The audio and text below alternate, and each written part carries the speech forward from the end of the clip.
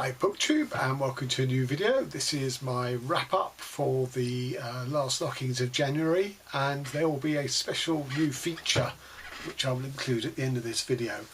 But first, the books that I finished: Tana French, In the Woods, Sarah Gilmartin, Dinner Party, a poetry collection by Henri Cole, who's American despite the French spelling of his name. It's called Blizzard.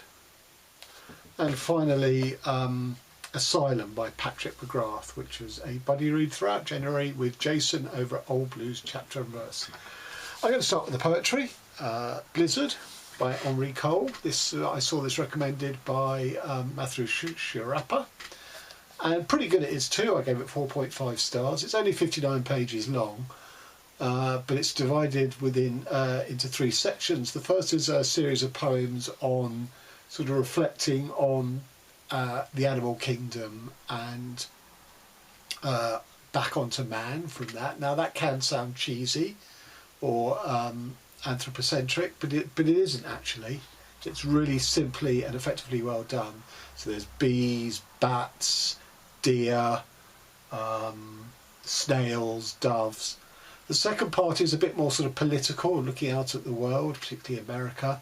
And then the third part is queer poetry, queer themes, particularly about AIDS. So I did like the first section more than the other two, although the sample I'm going to read comes from section 2, the more political.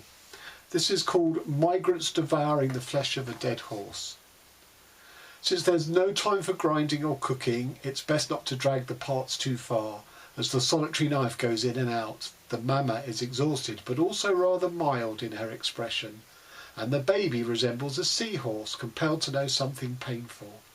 No one appears left out, stabbing, licking or chewing, or sees the texture of the animal's insides mirrored in the fluttering of cloth, not lightness or delicacy, but something more basic, related to the moist earth. Or once this horse ornamented a field with its flexible limbs and nuzzling head. Eat me, it neighs now. The tree of life are greater than all the helicopters of death. I mean, what a punch to the stomach that last line is. You know, you're thinking, okay, so this is about the consumption of a horse by presumably desperate people, but there's no context for it until you get that the tree of life is greater than all the helicopters of death. And the helicopters of death, you realise that these are people, trying to save their lives from a war zone. So a pretty effective collection in all. I will say the poetry is very conventionally structured, but I didn't see that as a weakness. You know, normally I like more daring, formally daring poetry, but this was, a pretty solid, enjoyable read. And on to Tana French, In the Woods. Tana French is, I think she's originally American, but she's basically an Irish citizen. And this is set in Ireland. I saw Fraser Simon over at Springboard Thought talk about this, and several other Tana French that he read in a batch. This is my first Tana French, and I guess I don't read a huge amount of detective fiction. I guess for me, detective fiction or police procedural or crime thrillers, all that sort of genre, falls into one of two or three types. The first is where the focus is very much on the crime and the puzzle solving element of it. And of course, all of these that I'm about to talk about are on a spectrum. So within that, you could get the focus on the crime as a sort of rather sort of horror, macabre, gory essence thing. But basically, it's the reader follows along the detective to solve the crime as one would solve a puzzle. Then the second sort of group is when the focus is on the detective, the character of the detective. And that's possibly the most common, and it's particularly when you get series of books about the same detective, just solving different crimes. And then the third, which again is a bit of an offshoot of that, is where it's what I call metaphysical detective fiction, where the detective may be involved on a case, trying to find the criminal or solve it, but actually the ultimate search is for the detective themselves, their humanity or their being, their sort of existential reason for life, all that sort of thing. And that is the tranche that interests me, and I'm actually writing my current work in progress is a novel very much set and playing in that world of a sort of self-search of a detective. Anyway, so Fraser made this sound sort of that it would fall into that third category, and very early on it gives reason to suggest that. What I want you to remember is that I'm a detective. Our relationship with truth is fundamental but cracked, refracting confusingly like fragmented glass. It is the core of our careers, the end game of every move we make, and we pursue it with strategies painstakingly constructed of lies and concealment and every variation on deception. The truth is the most desirable woman in the world, and we are the most jealous lovers, reflexively denying anyone else the slightest glimpse of her. We betray her routinely, spending hours and days stupor deep in lies, and then turn back to her holding out the lover's ultimate Mobius strip. But I only did it because I love you so much. So I very much thought this is going to be about truth and fiction and fact, which I thought I was, that I was definitely signing on for that. This is my job, and you don't go into it, or if you do, you don't last, without some natural affinity for its priorities and demands. What I'm telling you before you begin my story is this: two things. I crave truth and I lie. So I was on board from that, that's sort of chapter 1 after a short prologue. But actually it is really just a police procedural come character study. It's a buddy pair of policemen, a man and a woman. There's no sexual thing between them, but they read each other, they're bosom buddy friends. They read each other telepathically, which is very useful when you're interrogating people, you're playing good cop, bad cop, because they can seamlessly take either role and they can seamlessly play off each other. The crime itself is, there's 2 crimes. In the 1980s, 3 children were attacked in a wood, 2 disappeared, never found. The 3rd survived, but can't remember anything. And then we come into the 21st century. There's a motorway development that's been held up for a fixed period of time because it's declared an archaeological site. The archaeologists are working against time to, make the finds they're going to make. And the body of a young girl turns up on a sacrificial stone that they've uncovered. And it turns out that the male partner of these 2 detectives was the little boy who survived the original one 20 odd years ago. But no one knows that other than his partner, who he's confided in, because he was sent away to England, so he's got an English accent, totally removed. No one makes the association of him to that little boy. The crime is trying to solve the murder of this little girl. There's a few suspects, but it's really about how these 2 go about their task. And there's this is nearly 600 pages long, and I felt there was too much giving us an insight into how these 2 operated, how they worked off each other, what their friendship was like. It slowed the action up of the crime-solving bit. And then what happens is, and I don't think this is a spoiler, is the boy goes into the woods of this crime scene, which is where he was discovered, and whatever happened to him. And he has a sort of total regression back into the trauma. He can't remember any details, but he's taken right back to that scared little 9-year-old boy, or however old he was. And then everything falls apart in his adult life because he's stuck and frozen and paralysed with this trauma. And I do think that was well done. I do think the convey of how that trauma operated on him to paralyse him was really well done. But one of the consequences was his relationship with his partner suffered catastrophically, and it dropped off a cliff like that. It was too, we'd spent all this time building it up, and then they barely spoke to each other after this breakdown that he sort of has. And I found that very unsatisfactory. The crime itself, I sort of guessed, I can't go into it for spoilers obviously, but I sort of pretty much guessed part of the solution, and it's never great when the reader's ahead of the author. So it was, well written, good character study, or at least the first half of it was. I give this 4 stars, but it wasn't quite what I was expecting it to be. And on to another Irish writer. This is Sarah Gilmartin. This is her debut novel, A Dinner Party, A Tragedy. I saw Bob the Bookerer talk about this. I think it's one of his favourite books of last year, possibly. So it starts off with a dinner party of a 33-year-old Dublin woman, and the guests are her two brothers and her sister-in-law. And they've gathered on this night at her house, at her flat, to mark the 60th anniversary of the death of her twin. So it's quite a sombre evening.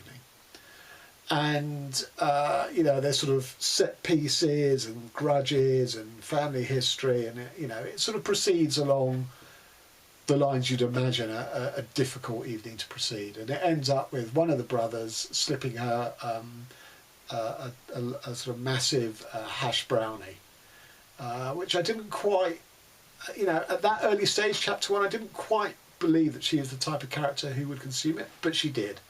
And then she seems to go on a sort of regression trip to various points in her life through consuming this hash brownie, as to how she ended up in this situation.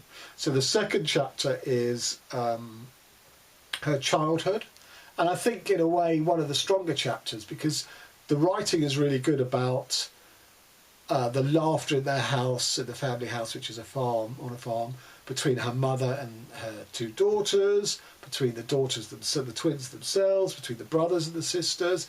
So the laughter side was done really well, but equally it would switch and veer, like a hair trigger, because I think the mother is basically undiagnosed bipolar. She's quite sadistic at times too. So that was quite unsettling, but I thought well done. And then we go to chapter 3, which I think is the best chapter in the book, where she finally is leaving home to go to university in Dublin. Her twin has been dead X amount of years now, a few years. And she struggles. She can make friends, but she can't fit into the social life. She develops an eating disorder. She drinks too much money. She has some risky behaviours.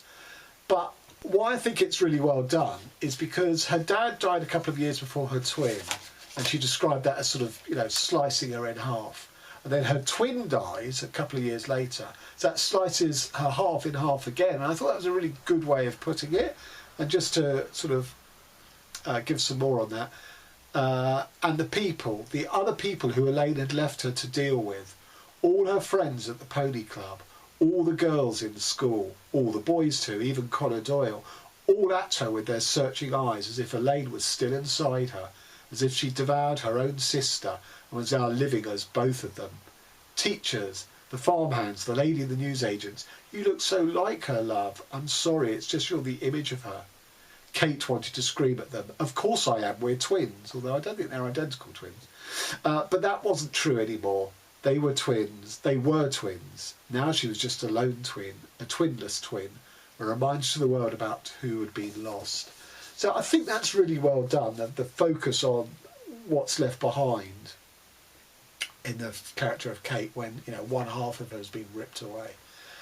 But then I think the book sort of struggles a bit. We get a chapter on a dinner party at I think actually it's a Christmas dinner at the mother's, after the death of the sister and the mother's husband, and that breaks up into sort of furore, much like the set piece of chapter 1, and it's there because it shows why the married son fell out with his mother. But it wasn't very interesting. It was a bit sort of boilerplate or template version of that, I felt. Then we get a chapter about Kate in the present day, or 1 year shy of the dinner party that opens this, where it's about her having an affair with a secret affair with a married man. Again, I felt didn't really add anything in the way that we got great insights from the twin who's been ripped apart from her twin. This I felt was fairly standard fare. And then it ends up with a dinner party back at the mother's, a year on from the opening dinner party, so the 17th anniversary of the death of the twin. And it seems Kate, the main character, is starting to put her life together. Okay. I wasn't very convinced by it. And also, it's called The Dinner Party a Tragedy. I couldn't see why this was an especial tragedy. Tragedies, if you go back to their origin in Greek drama, are about remarkable people or remarkable things that happen to people. This seemed to me, we all have to cope with death. Yeah, you may not have it as early as she did in life, and you may not have it as a twin, but we all have to cope with death of parents. So I didn't find it remarkable in that sense. I think it's overblown to call this a tragedy. It's not pleasant, but we all go through it. So I gave this a solid 3. It's perfectly well written, but I think structurally it's not helped with this sort of flashback sections. And also I felt some parts she had something unique to say and other parts were very much standard fare. And finally, on to Asylum by Patrick McGrath, as I say, buddy read with Jason.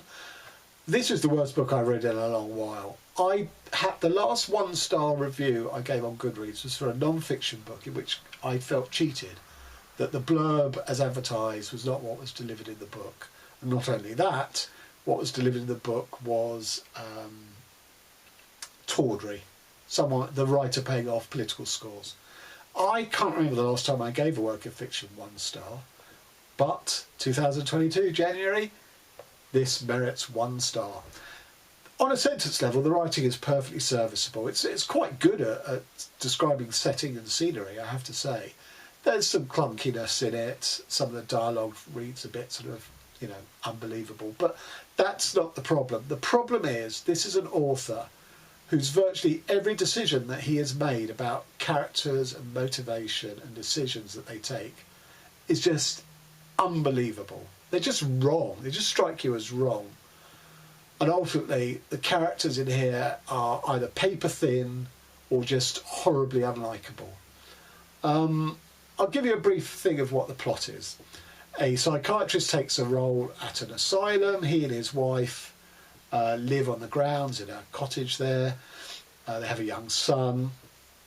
The wife is described in the first 20 pages on 2 occasions, full bodily and dress descriptions. None of the men get that. So already we've got this male gaze on her. Her husband is Cole, is a cold fish. He's ambitious about, rising to the top of this asylum, top psychiatrist. But, he's a crappy psychiatrist because he can't seem to realise how neglectful he's been to his wife, how he's pushing her away into the arms, looking for passion.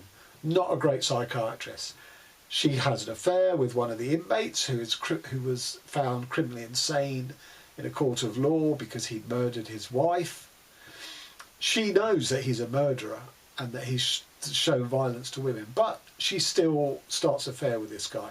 Okay, maybe because she's so sort of neglected by her husband, you can just about allow for that, except at no point throughout this book is there sustained passion ever convincingly portrayed. There's just you just don't think those two people would have got together. Yes, she's desperate for affection. Maybe she should go after the gardener or the chef or the delivery guy rather than this complete psychopath. So that's not credible. Anyway, he is using her, or we think that she's using her, because once he's gained entrance to the cottage in her husband's absence, he steals some of his clothes and he escapes. And at the time, of course, no one knows that he's escaped using this guy's clothes. So the main thing is we've got to get this guy back. But there's rumours already about her role in all of this and her relationship to this guy. Anyway, he's an artist. He goes back to London, manages to dodge the authorities and sets up a life and returns to his art. She pines to him so much, she takes a momentous decision and seeks him out in London and finds him, whereupon she has sort of exchanged a life of comfort for a grimy life of a poverty-strewn artist. But eventually he shows his true colours, his sort of, insane jealousy with the violence under there, and she sort of flees him one night. But then she feels that was the wrong decision. She wants to go back to him the next morning. She goes back to where he was living. The police are there. The guys manage to escape, but they nick her. They take her back to the asylum to question her, because obviously she's been living with this guy.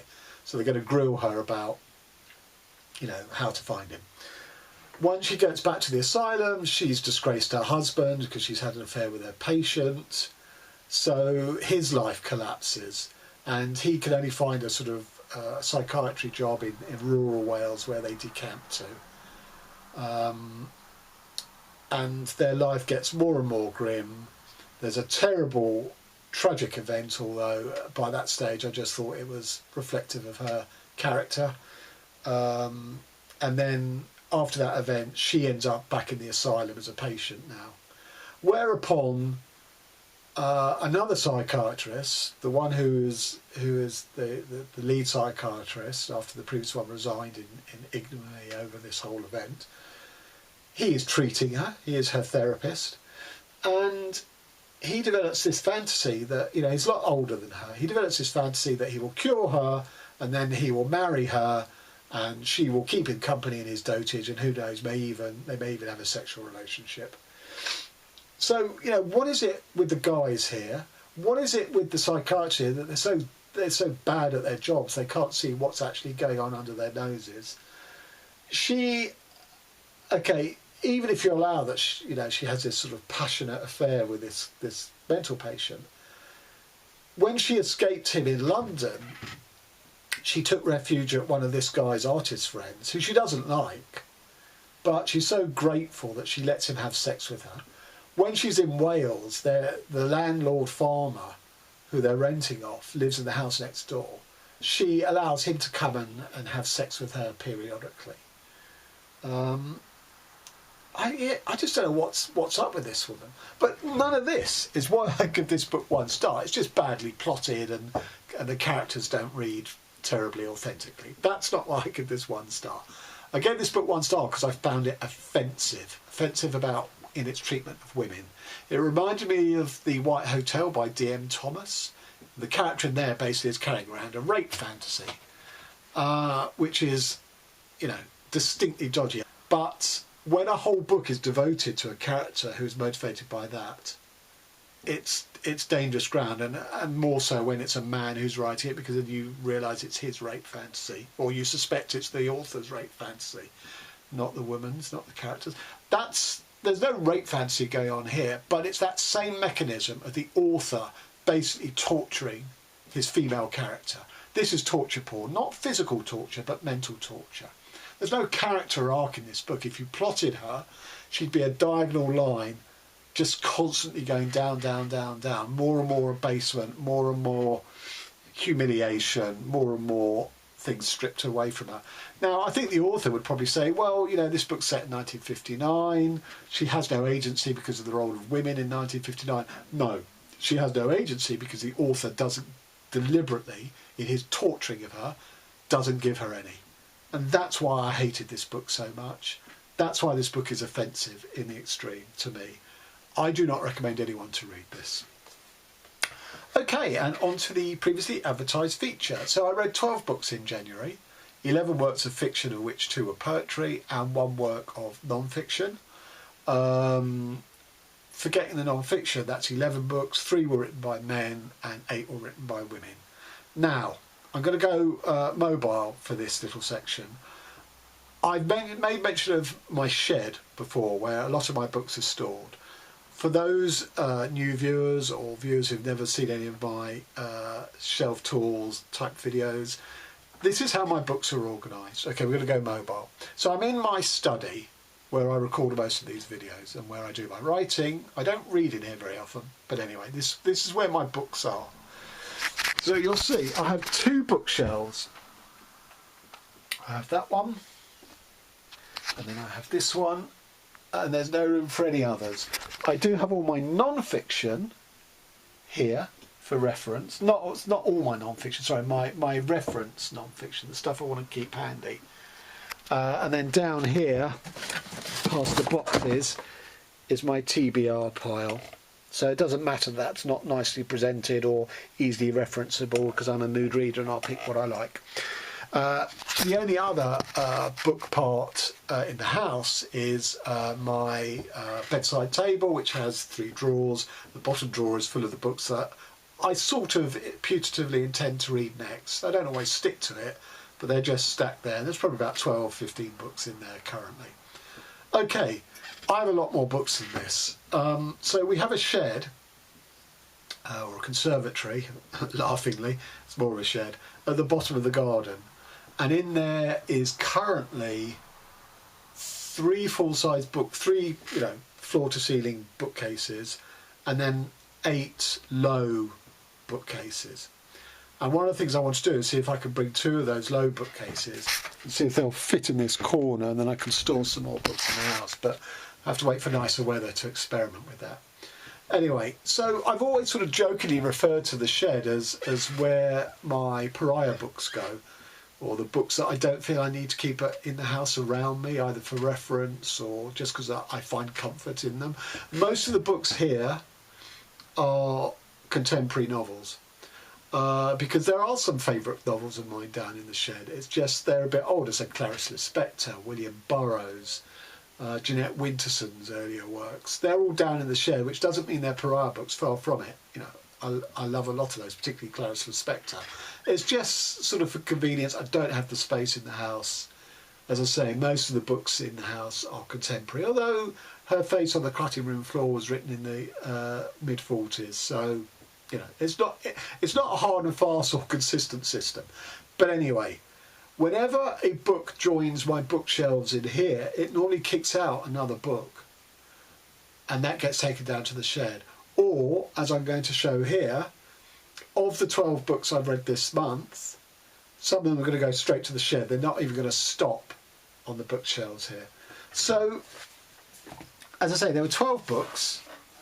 These 9 are going down to the shed to be housed there. And I will say, come the summer again, I do need to invest in another bookshelf because already I'm running out of room there. Okay, so these are the 9 books that are going straight to the shed. They are not stopping inside the house now that I've read them. The top 2, which are the non-fiction, The Minutemen, Double Nickels on the Dime, and Blizzard by Henri Cole. Now, they conceivably could have earned a place on the shelf. The reason the Minutemen one isn't is because I've got 2 other books in this 33 1/3 series on classic albums that are down in the shed. And although I gave this 5 stars, I don't feel I need this around me. I wanted to read about the story behind one of my favourite albums. I did. I've read it. I don't think I'm ever going to refer to it in my writing or anything.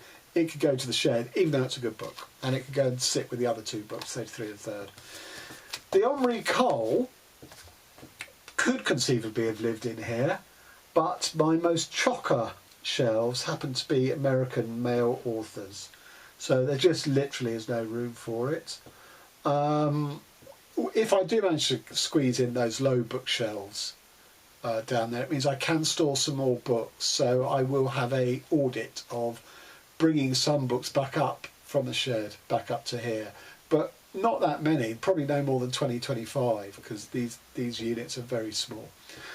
So that means that of the 12 books I read this month, 3 I've made it onto my bookshelves, all by women. So Insurrecto by Gina Apostol, which was my first 5-star read of the year, and only one so far. I Love Dick by Chris Kraus. This copy was sent to me very kindly by Sean the Bookmaniac. And Seeing Red by Lena Merouan, which possibly would not make the shelves other than her previous book called Nervous System was one of my books of the year, and I don't want to split up. You know, I've got 2 of her books, I may as well keep them together. When my women's sections probably have a little more wiggle room than my male writer sections, but when they get filled up, you know, this would be a book that I would have to consider whether it justifies its stay on my shelves. So I just thought, you know, you might be interested in my rather Heath Robinson system. As I say, these 3 books will be shelved, and I'm proposing to do this sort of little stats wrap up and to the shed or not at the end of each month. So let me know what you think about that. Okay, so thanks very much. Till next time.